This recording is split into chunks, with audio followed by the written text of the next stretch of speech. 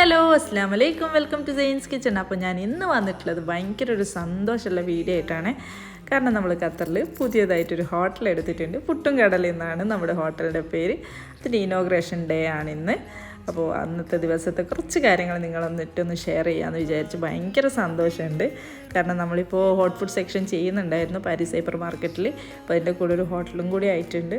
അപ്പോൾ ഇനോഗ്രേറ്റ് ചെയ്തത് ഒരു ഉസ്താദായിരുന്നു.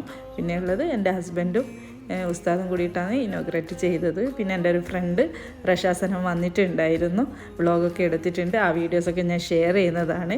പ്രൊമോഷനും കാര്യങ്ങളും അതിൻ്റെ ഡീറ്റെയിൽസൊക്കെ ഞാൻ ഷെയർ ചെയ്യാം.